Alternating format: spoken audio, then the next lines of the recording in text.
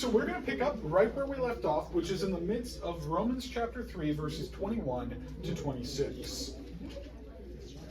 I'm going to read those verses again because it's been a couple weeks since we heard them, and we'll talk. So, Romans 3, 21 to 26. But now, apart from the law, the righteousness of God has been disclosed, and it is attested by the law and the prophets. The righteousness of God through the faith of Jesus Christ for all who believe. For there is no distinction, since all have sinned and fall short of the glory of God.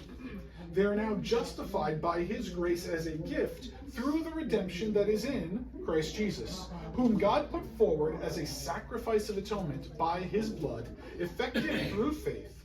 He did this to demonstrate his righteousness, because in his divine forbearance he had passed over the sins previously committed. It was to demonstrate at the present time his own righteousness, so that he is righteous and he justifies the one who has the faith of Jesus. So, what I'd like to do is I want to talk a little bit here about Romans 3:22, and then as I'm doing this, you all please, think about these verses and what questions you have, and after I've kind of said some stuff about 3:22, we will jump in with whatever questions you have. All right. But yes, real quick, that's in fine. 3:22, mine says there's no difference between Jew and Gentile. You didn't have that in yours, or you didn't read that if you did. Really? I didn't hear it. Really? No, but mine's not. Wait, what? There is no difference. 22. In Christ. 3. There is no difference between You're in Jew and chapter Gentile. 3. You're in chapter 3? No wonder I'm. There's no distinction. I have for there's no distinction. For all who believe. There is no difference between Jew and Gentile. All right, H. Let's go down and see here. See that? That's what mine says. And mine's an NIV. Mine just says who we are, no matter who we are. For there is no difference. Is that what yours says? Yeah, that's what you read. There is no difference. And mine says there's no difference between Jew and Gentile. Yeah, so I think I'm just curious I think about. they have supplied And this isn't. What are you reading from? the NRSV. Maisie, Okay, mine's NIV. Maisie, could you do me a favor? Could you do me a favor? On my desk, That's okay. to the left of where my computer sits, on the little shelf there, is my NA27 blue. Can you grab it and bring it? Okay. I don't want to hijack it, but I'm No, just that's kind fine. of curious Yes, why. as soon as Mandy gets back with my Greek Bible, I will tell you, but I think I know what the issue is. Okay, I so think keep I know going. what the issue is. So anyway, so 22, yeah, for there is no distinction at the end of the verse there. I think your translation, and translators will sometimes do this, has supplied Addition. Jew or Gentile. I don't think that actually is in the original text. But is that what they're really talking about? Yes. Okay. Yeah, I think they've interpreted it correctly. Thank you very much, Mala. All right.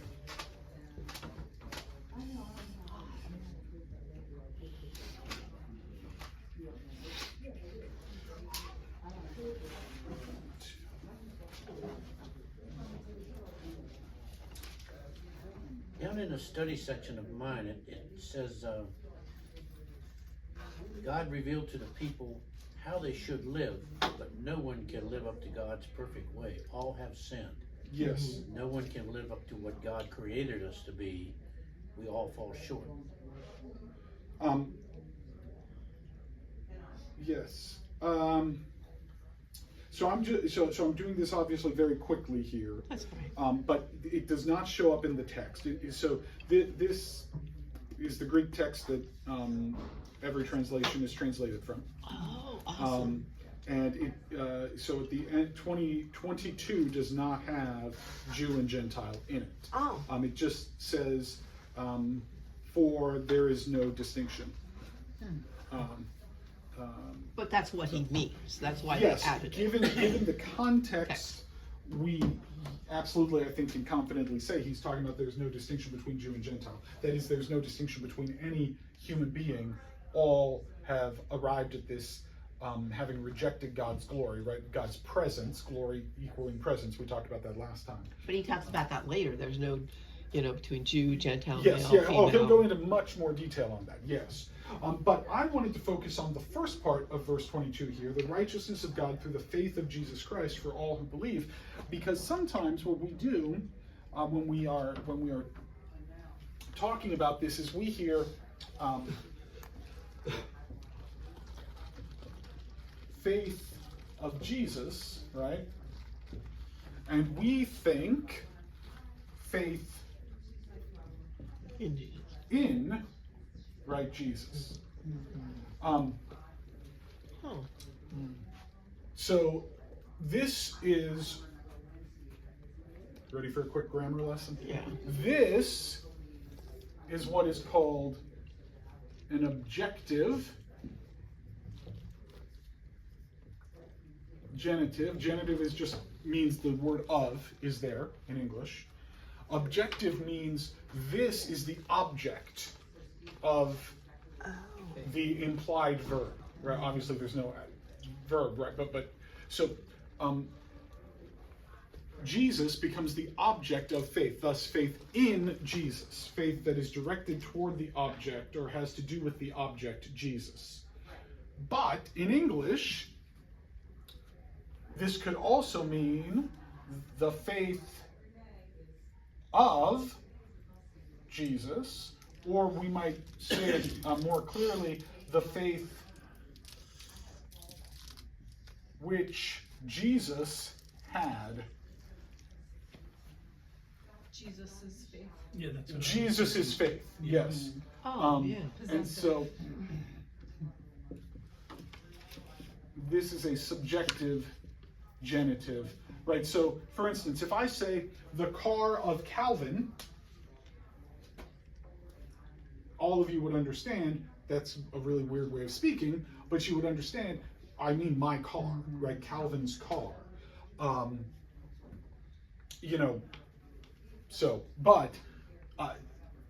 Anytime we come across this phrase in Scripture, right, you have to make a choice. And most of the time, we've kind of defaulted to the objective genitive, but there are a lot of reasons that I won't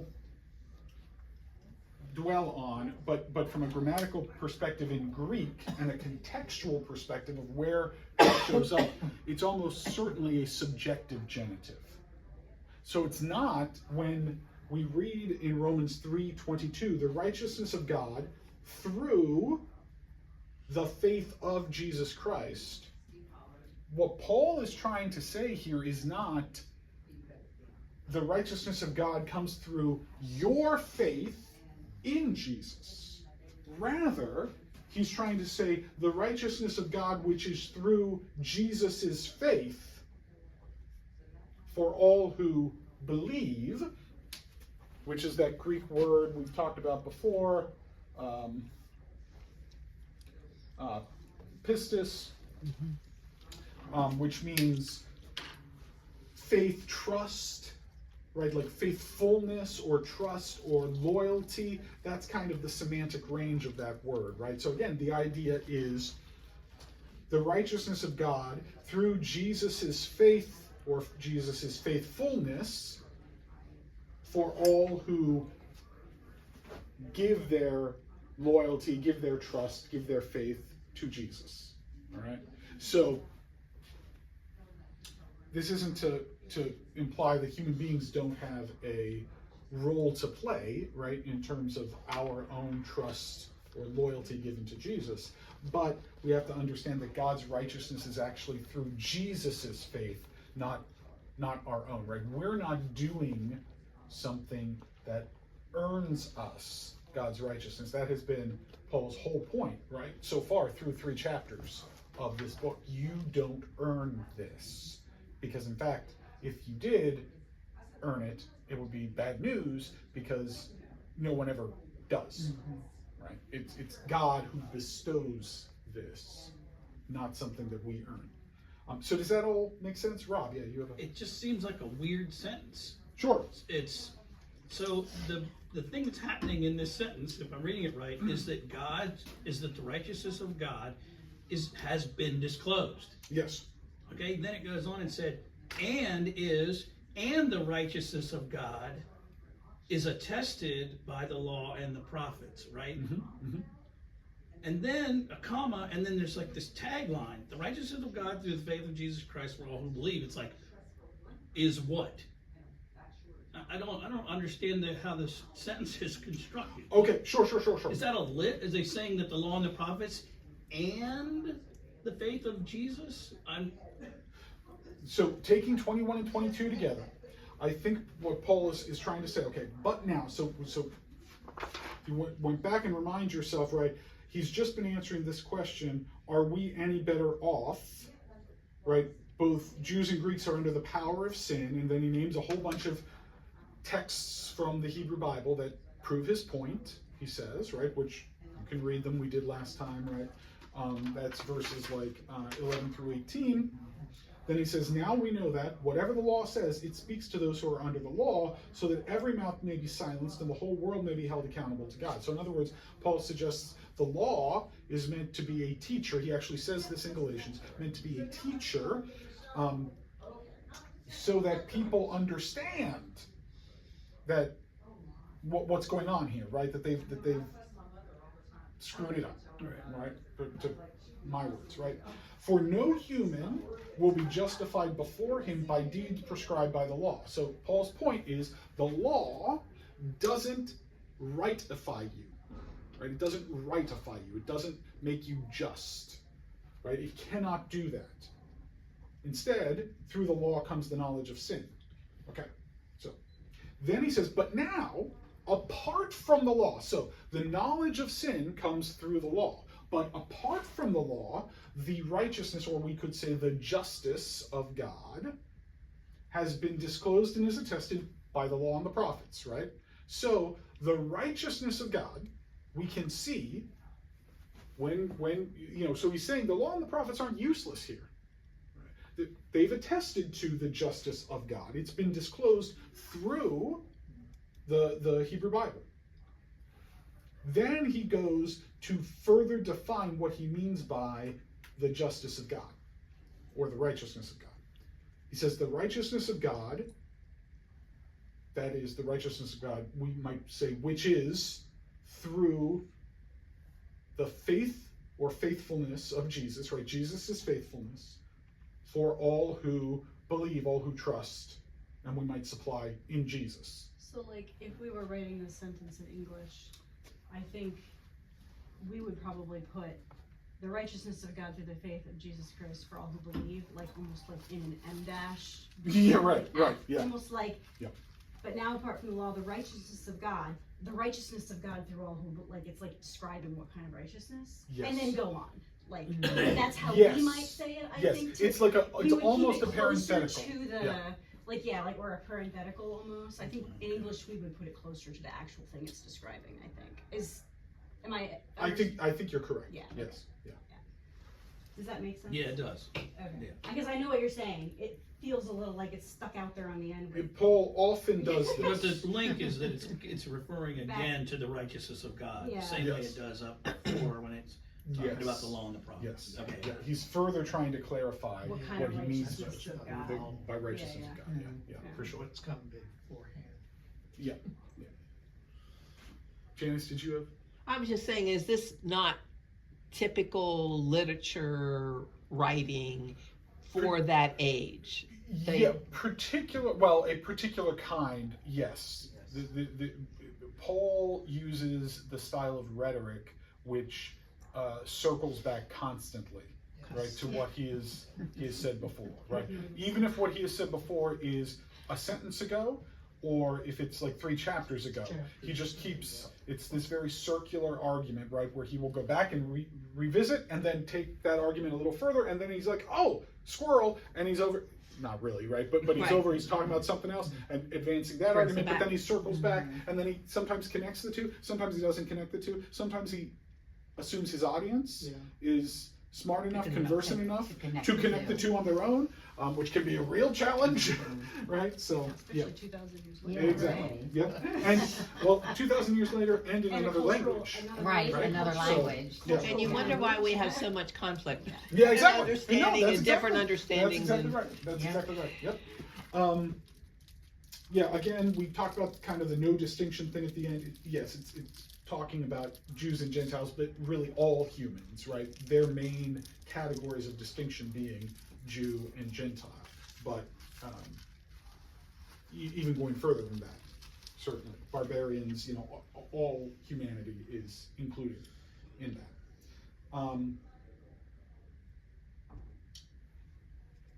Let's see. Okay, so at the very end, we have another, this shows up again, right? So in verse 26, it was to demonstrate at the present time his own righteousness, so that he is righteous, or he is just, and he justifies. So the word he is righteous and he justifies, it's the same word in Greek, right? Which is one of the problems in English, right? We've talked about that. We can't always see. So it's, let me go back to verse 24. So, verse 22, then he says, for there is no distinction, since all have sinned and fall short of the glory of God. Then verse 24, they are now justified by his grace as a gift. So, that is those who believe, those who give their loyalty to Jesus. They are now justified by his grace as a gift through the redemption that is in Christ Jesus. So, through Jesus' redemption, whom God put forward, Jesus, right? God put forward as a sacrifice of atonement by his blood, effective through faith, allegiance, trust. Right? He did this, that is, God did this, to demonstrate God's righteousness or God's justice, because in God's divine forbearance, God had passed over the sins previously committed. This, this, referring back to what he just said, was to demonstrate at the present time his own righteousness or justice, who's God's, so that God is righteous and God, or let me say that again, verse 26. This was to demonstrate at the present time God's own justice, so that God is just and God justifies the one who has the faith of Jesus. Okay, did you follow that? Right? It's Paul, and he's circling back through and picking up words and stuff, right? His point is that this all comes through Jesus. It is God's action, not human action, and that God has justified simply as a free gift. Right? God has justified as a free gift. But it wasn't free. Jesus had to die. Yes. To pay for this. Yes. To but, pay for all this, to justify everything. Well, we didn't have to do nothing. Right, it's free to Absolutely, us. absolutely It's free to correct. us. It's But just when Free to us. If But he paid for it. Yes. Jesus No, paid absolutely, that price. absolutely. But the idea is that if I buy a diamond necklace for Mandy, right? Nice. Nice, Mandy. That's I not think we happening. gave him too much money in the Yeah, right, budget. right. We're not buying a diamond necklace, right? But if I give that to her, right, it is a free gift, right? Right. Yes. So, or if I buy you, right? I'll take it. You know, I think the diamond earrings will look very nice on you. No. But right, thanks. and I give it is a free gift to you, even though I had to purchase it. Right? Right. And that's the idea here. Yes, absolutely. God purchased redemption. Right? God purchased redemption. Jesus purchased redemption through his own death. But the idea is that it's a free gift. The reason Paul is stressing that is because in Greco-Roman culture at this during this period, there is a patronage system that is set up, where those who are wealthy will purchase essentially they're purchasing friends, or they're purchasing, sometimes actual people like slaves. Sometimes they're purchasing apprentice contracts, but those things aren't. Sometimes they're gifts that the patron gives, just because the patron's good. But then other times there are strings attached, right? And other times you actually would maybe purchase yourself into a particular patron because you think that patron's better than. So there's a whole complex kind of thing with gift giving in Roman culture that is not necessarily free like we might think of it, right?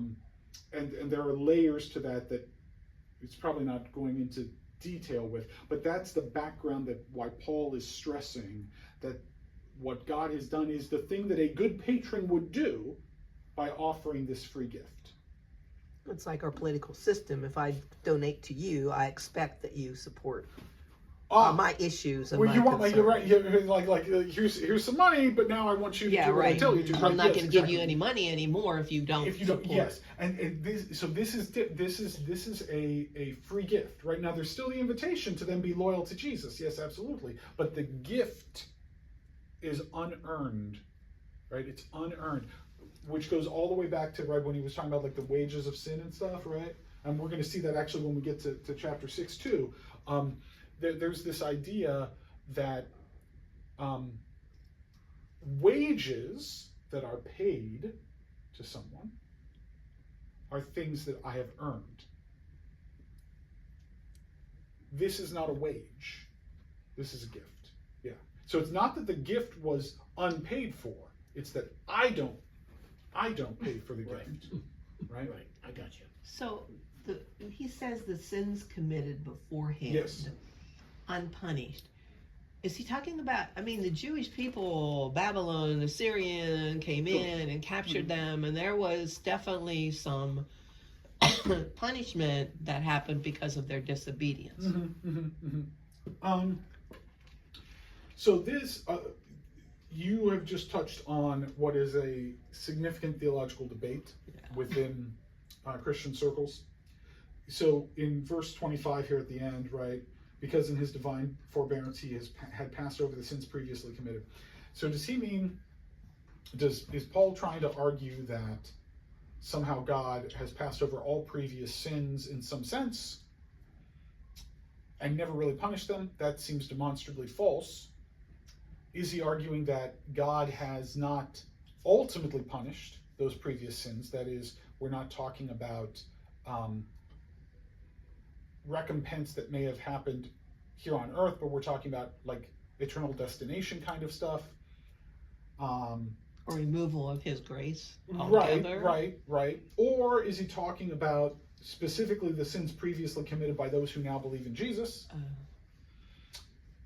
You can find someone who thinks all of those. All of those, okay. Right? Often it's different people, but sometimes the same person's like, well, this, but also that, and we don't really, So it's a really complex argument, and I'm not sure that I'm fully settled on what I think Paul is exactly saying here. I think the point really goes back to God's grace, that God is a merciful God who is in the business of passing over sins previously committed. So is it like focusing on the trees and not paying attention to the forest, the major concept? That's what I'm trying to do. Okay. I don't know that that's what, maybe that's what Paul was trying to do. I wouldn't want to speak. But I mean us. We'll We'll get get something that we don't fully understand, or we believe it this way. We focus on that tree rather than really the whole concept of what's trying. Right. And I think the whole concept is God's mercy and grace. Right. Let me read for you just a little quote from Michael Gorman here. I think I've quoted him before, but in talking about the kind of the final verse there, verse 26, he writes, "Our old way of life ends and a new way of life begins. Death leads to resurrection just as it did for Jesus. Furthermore, sharing in the faith of Jesus, right? Faith of Jesus. Sharing in the faith of Jesus means that in identifying with Christ crucified, we respond to God in a way that is like Christ's." Right, so again, we become like Christ in total self-abandonment and trust, committing ourselves to live for God and God alone. The human response to God's grace, so this kind of goes back to what Dave was, the human response to God's grace is both to receive the gift and to pledge allegiance to the giver. Sharing in Jesus' faithfulness unto death also means beginning a life that reflects the character of Christ's death on the cross, which was simultaneously an act of obedience or faithfulness to God and an act of love for others. The justified, then, are those who have begun the process of replacing ungodliness with faithfulness and replacing injustice with love and justice by the power of the Spirit. So he's saying those who receive the free gift and respond in faith become like Jesus.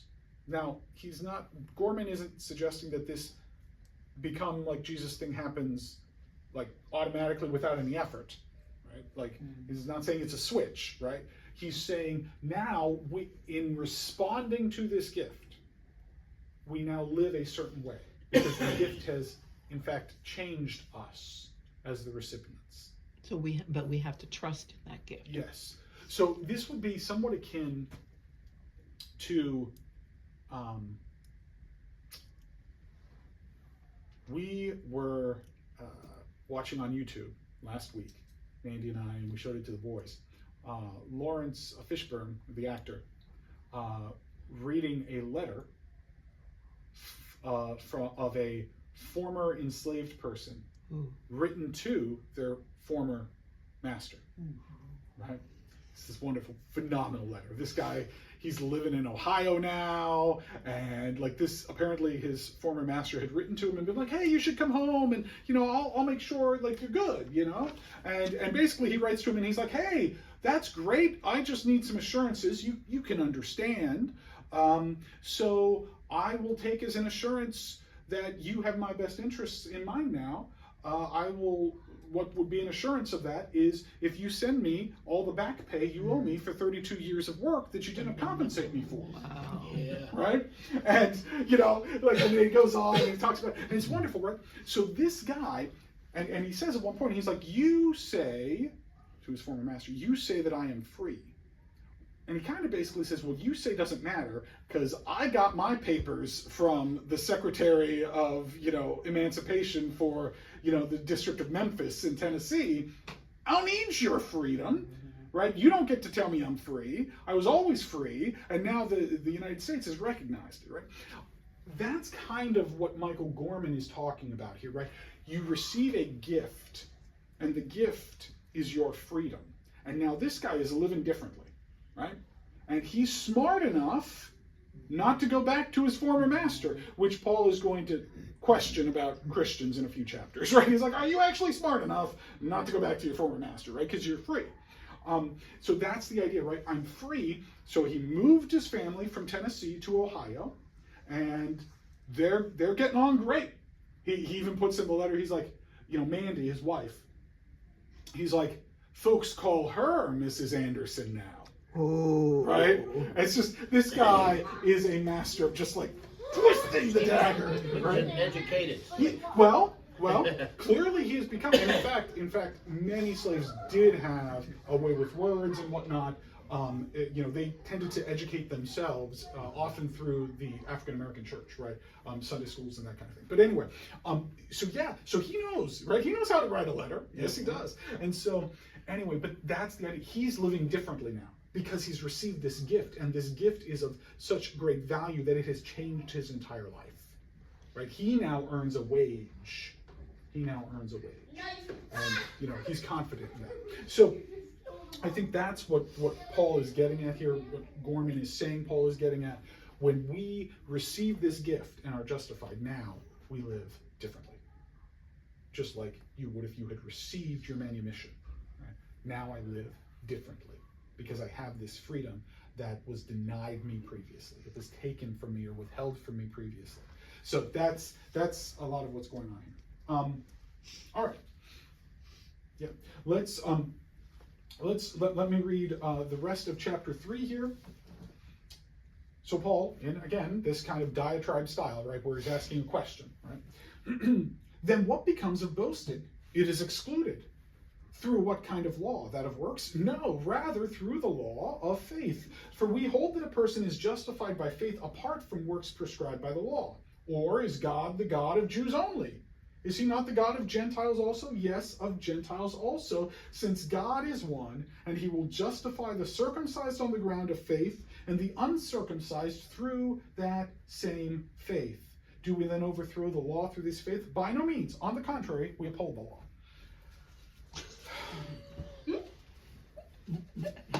Okay. Next. Yeah, I mean, so Paul is basically, okay, so the first thing he wants to get clear is boasting is excluded, which arguably may be his whole point in chapter 3, right? It's unearned. What you get is unearned. The law can't give it to you. Obeying the law doesn't justify you. Therefore, boasting is excluded. You can't, there's nothing to boast in. So he's really here returning to his earlier distinction, or his earlier assertion that there is no distinction between Jew and Gentile, between wise and fool, between civilized and barbarian. There's no reason to boast. One's not justified by being Jewish, by keeping kosher and practicing the circumcision of male descendants, right? That doesn't justify you. Any boasting about keeping Jewish identity markers is excluded, according to Paul, through the law of faith. Because you don't have to keep those. It's fine to keep those identity markers, Paul is saying. Right? You can keep kosher. You can circumcise your male descendant. It's fine. But that's not what justifies you. What justifies you is faith. Specifically the faith of Jesus. Right? That is the faithfulness of Jesus. The faithfulness which Jesus had. And justify means? Make right. Okay. Make right. It rightifies you. Mm-hmm. Right? Yeah, You are rightified. Right. You are rightified. Not by keeping kosher, but by the faithfulness of Jesus. And as you now have received this gift, you switch your loyalty, you switch your allegiance from that old realm of sin and death to the new realm of Jesus Christ. Yeah. I love the way he just throws you into a whole new spin with 31. Verse Yes, 31. right. So, right, because he says, right, do we then overthrow the law through this faith? Right? By no means. On the contrary, we uphold the law, which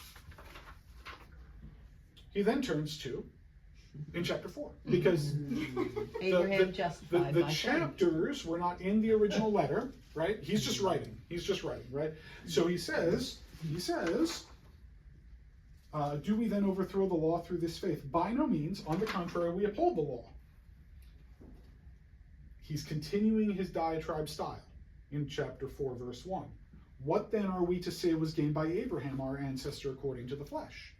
Right? So he goes back. He's like, Abraham, the progenitor of the Hebrew people,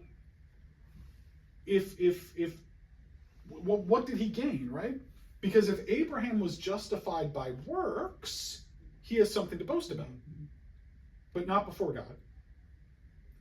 For what does the scripture say? Abraham believed God, and it was reckoned to him as righteousness or justice. He was rightified, right? Now, to one who works, here we get it, right? To one who works, wages are not reckoned as a gift, but as something due. But to one who does not work, but trusts him who justifies the ungodly, such faith is reckoned as righteousness, right? So that trust, right, such faith, such trust is reckoned as righteousness. So also David pronounces a blessing on those to whom God reckons righteousness apart from works. Blessed are those whose iniquities are forgiven and whose sins are covered. Blessed is the one against whom the Lord will not reckon sin. So this goes back, I think, a little bit to, Janice, what you were asking about, that passing over of sins, right? Mm-hmm. Paul's like, God's always done this. This is how God functions. And he goes all the way back to Abraham, and he says, don't you know, Scripture says Abraham believed God. In Greek, same word, pistis, that is, Abraham transferred his allegiance from the former gods that he had followed to Yahweh, and this trust, this loyalty given to Yahweh was reckoned to him as righteousness. Not that he earned it through works. Right? Not that he earned it through the keeping of the law, for indeed the law had not been given at this point. It's not a wage that one receives. It's a gift. God just does it because God's that kind of person. And you don't pay for it. You don't pay for it. God paid for it. but you don't pay for it. Yeah. What other questions on those first 8 verses or so of chapter 4?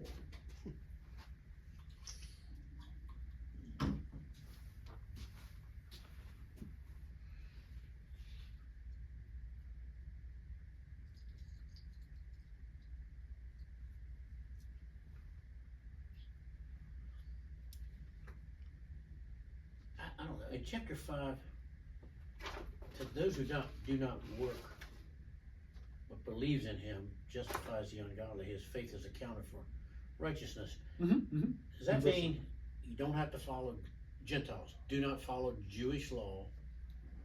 Just by their faith in God, they're declared righteous. Is that what that means? That's what that means, correct? Okay. All right. Yep. So Paul's point here, which was quite controversial, is that, part of Paul's point here is that Gentile believers do not need to keep kosher. They do not need to practice male circumcision, etc., etc. Why not? Well, because those things don't justify you, right? And if you imagine that you're justified by doing those things, then you don't understand justification because you think it's a wage that you earn, when in fact it is not. It's a gift. It's a gift. So it cannot be something that you earn and also a gift, right? Because if you earn it, it is therefore not a gift.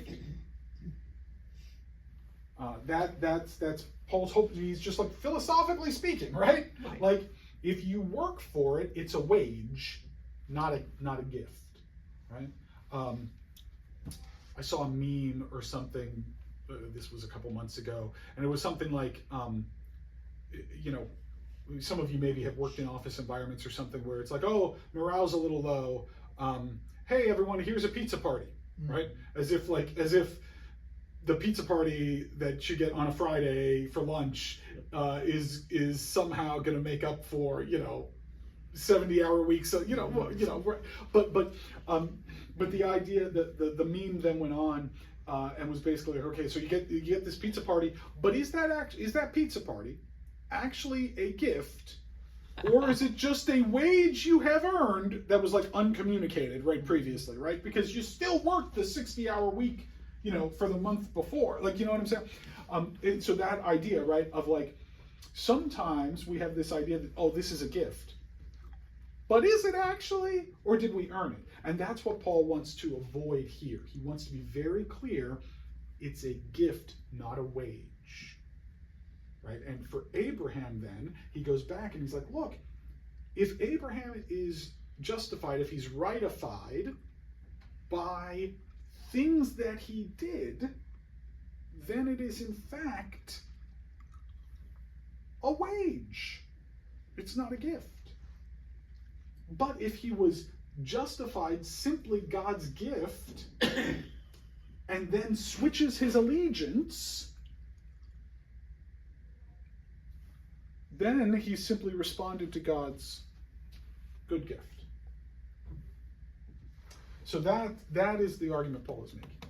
And then our allegiance is lived out as we treat those created in God's image. Yes. Yeah. So and he will eventually, Paul is eventually going to get to that. So right now he's saying God gives the gift, we accept the gift, and in accepting the gift, switch our loyalty from, Caesar, Rome, Jewish identity confidence, whatever, right?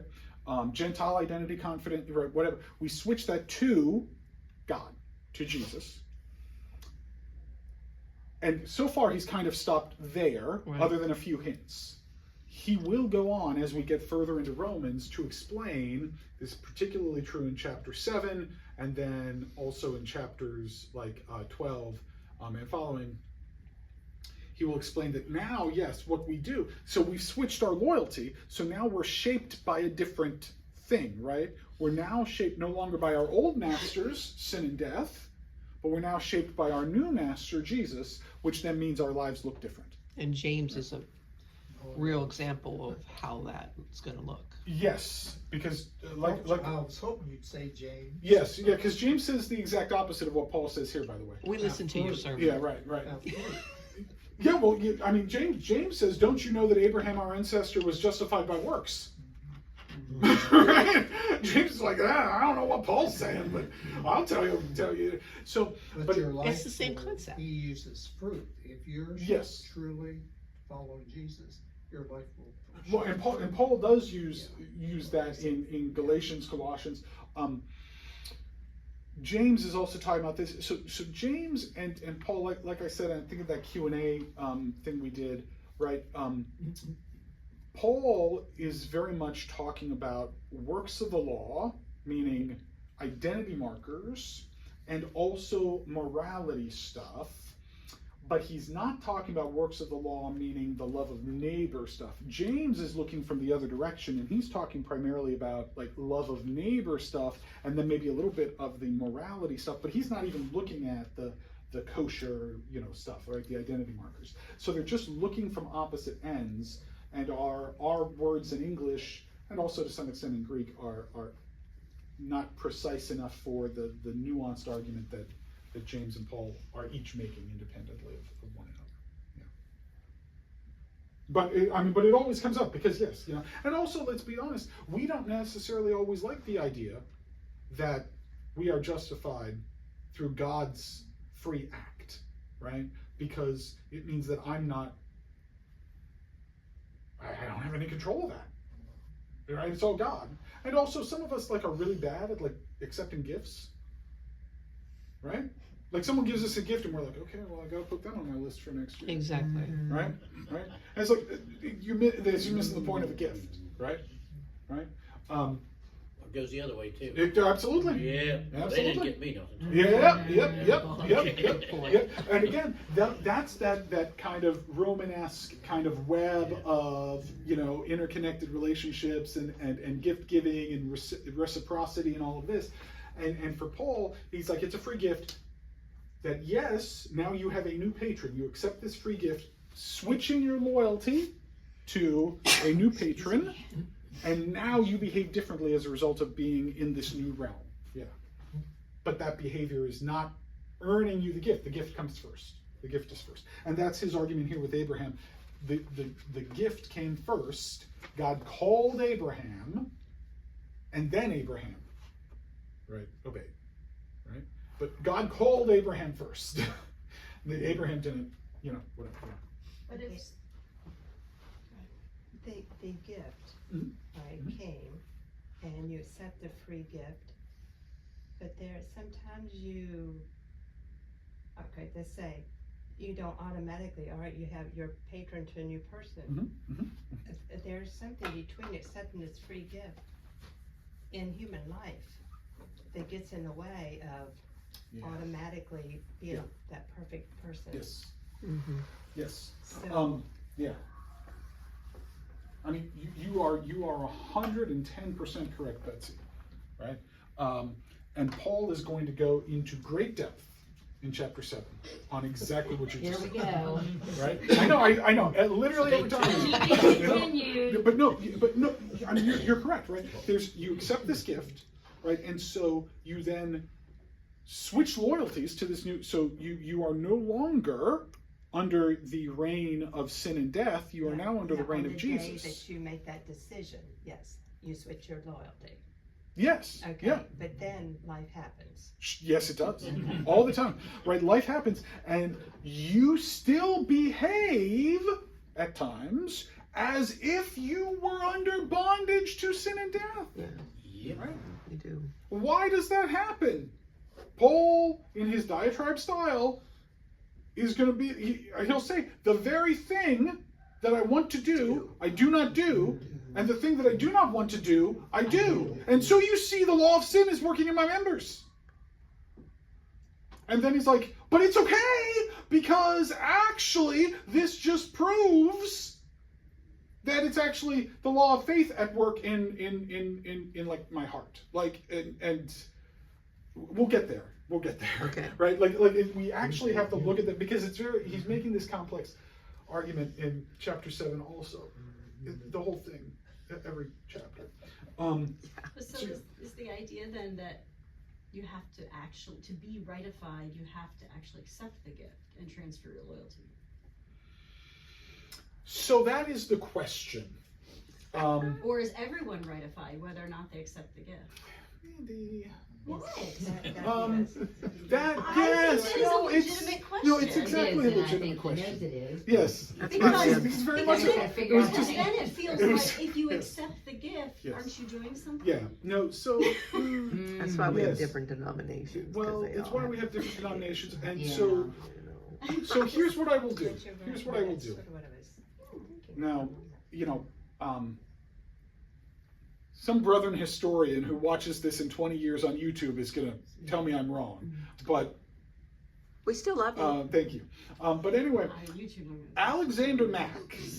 Probably not. Okay, Alexander Mack, the guy who was instrumental in founding the Church of the Brethren, the Dunkers, I think would tell you, Mandy, that they're all justified. Okay. Right? That the free gift applies, right? It's just that not everyone has realized Jesus did it yet. Because That's they a good haven't, way to put they it. haven't Right. transferred their loyalty. They haven't I don't even know transferred there's their anyone loyalty. to transfer Exactly. their They loyalty. have, Right. because they don't. If right, they don't even right. know So about it. maybe Right. now that would go for people who literally have never heard of Jesus, and also people who have heard of Jesus but just don't. They Right. just haven't done that. Right. But Alexander Mack, I think, if he could understand what you were saying because he spoke German, would I think he would agree, right, with like the first thing you said, right? Like they're justified, right? Because that's not what I learned in some. Yes, I understand. Because we often right, Just saying. we often come at this from the perspective of but I like if I don't I'm not justified unless I switch my loyalty. But then that sounds like earning But that it. does sound like does. earning it. And Because you still Paul have to Yeah. do something to be. yes, and earning it. Paul is going to address that a little bit, and I'm not 100% sure that Alexander Mack was right. Don't take my ordination card. Oh yeah, right. Right. So right, I'm not like there's That would never happen.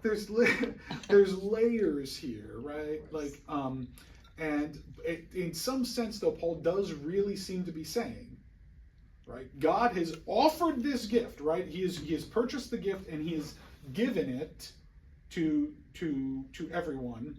There's perhaps some sense in which not everyone has picked up the gift. Sure. Right. And so what does that look like practically? Because we're speaking in metaphors, and as soon as we stop speaking in metaphors, then or try to speak in practicalities rather than metaphors, it all becomes much more complicated.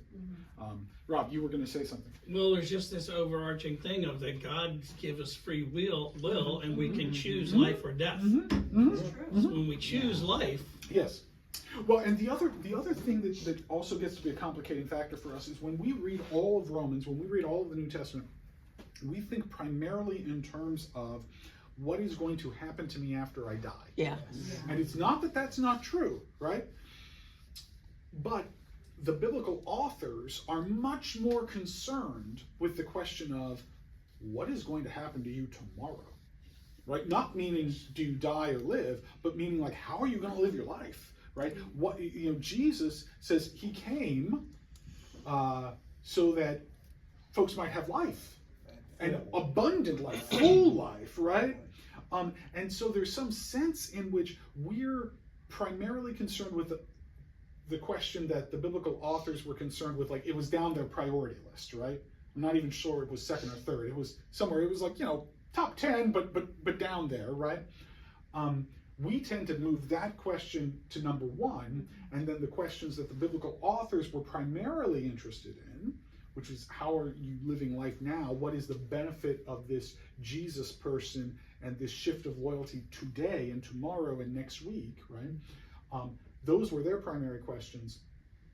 And we shift those down. So I think sometimes we're Our asking focus different questions. is different. We have a different focus, yeah, than they did, for So sure. that means that you gave this beautiful diamond earrings to your lovely wife, and I never see her wear them. Sure. And they're sitting in a box somewhere. Potentially, yes. So that's Yeah. the same kind of Again, concept. if we wanna She keep the has metaphor, them, yeah, and she right, can right. use them anytime she would like to use them. Yes. But she chooses not to, because, well, you don't have nothing to wear with them, or Sure. whatever. And really honestly, See, I the would better, use Dave instead of the, Anthony. the better, Dave definitely wouldn't have the anything. better analogy really might be, you have been freed. You have been manumitted. You are no longer enslaved. And yet, you choose to live. On the plantation. For some people, this wasn't a choice. They were forced into it. Let me be clear about that, right? Like historically in America. But I'm saying in this realm of analogy and metaphor, right? If you choose to still live, yes, on the plantation, under the rule of your former enslaver, right? Like you've been manumitted. You're chosen free. death. You're free, right? But you have left yourself in bondage, right? Now again, historically speaking, in the United States, there are a whole lot of reasons that Right. you know, Yeah, but right. We get the within the concept. realm of analogy, like that's kind of what we're talking about here, right? It's been purchased. Here you are. You're free, right? And yet I choose to live in bondage. And Paul is going to make that argument, which so far has been kind of implicit. He will make that argument explicit as we go on in the book of Romans, right? It's not human masters we're talking about. It's sin and death on the one hand, and God on the other hand. And you have been freed from the realm of sin and death. You are no longer in bondage to the realm of sin and death. Their reign has actually been overthrown in Jesus' resurrection. And yet, human beings still often choose to live in that realm, in the realm of violence and all that, right? I think it, Rather than, I think it matters because in some way it shapes the way we think of ourselves as Christians. yes, And what Yeah. our actual role is. Yeah, yeah. Like if everyone has been given their freedom papers, but they're choosing to continue to, work as enslaved, and we're like, yes. we Yeah. know you don't have to do that. You're free. Come on. Look at us. We're free. Look at how we live. We're free. Like there's a difference in the way we. Good. It's not Yes. we're going to the plantation and telling them all they're going to hell. It's Yes. why are you still here when there is so much better life out there?